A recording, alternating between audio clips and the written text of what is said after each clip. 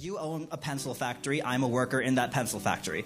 You can have all the machinery, you can buy all the raw materials you want, but without me, and presumably many others like me, to assemble the pencils, all you would have is a pile of wood, yellow paint, graphite, rubber, and aluminum. Okay. That would be worth, and that is worth less than the pencil when you try and sell it. And yet, all of that value added by labor, apart from the wages that you give me, which, if we're being honest, there is a major power imbalance in our ability to negotiate that.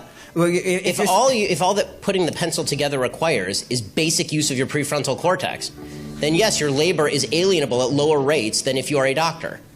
That's not the fault of the person who owns the machinery. But if you didn't have workers like me and your pencil factory, and you were just one man. But I do. I have millions of people who are willing to do that voluntarily for me.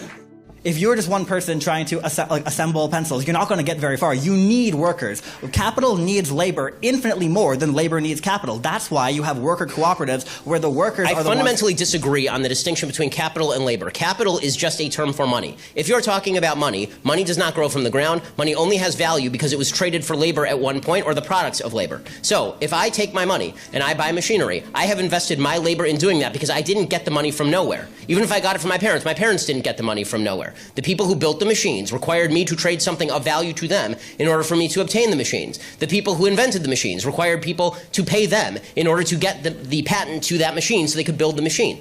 The problem that I'm seeing in what you're saying is you have still failed. If what you're talking about is a system of voluntarism, you still have not named any area in which we disagree, and yet you're telling me that you're a socialist and I'm a free marketer. So one of us has got this wildly wrong, and I'm pretty sure it's not me. The differentiation I draw, and I'm not alone in this, I'm not one person trying to redefine anything, the differentiation I and many others like me draw between socialism and capitalism is that under capitalism, when you as the owner of the factory, you give me a wage. The wage could be $7.25, it could be $15, it could be whatever an hour, right? But you give me a wage.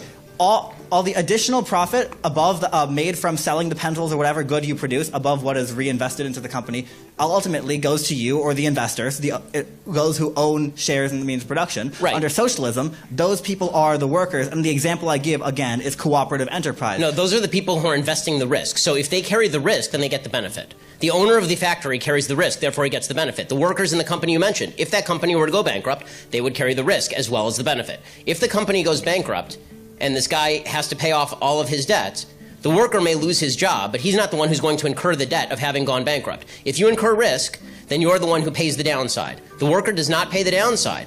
Okay, it is the investor who pays the downside, who invested in all the machinery, who sunk millions of dollars into making your labor productive. Because guess what? Your labor is without that machinery.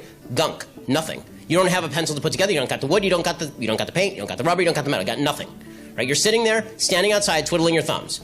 It required somebody to invest. Who do you think put more in? The guy who spent millions of dollars buying all the machinery, leasing the place, making sure there was a management structure, doing the LLC formation, making sure all the tax code was in compliance, or you standing outside because you can stick a piece of graphite into a piece of wood?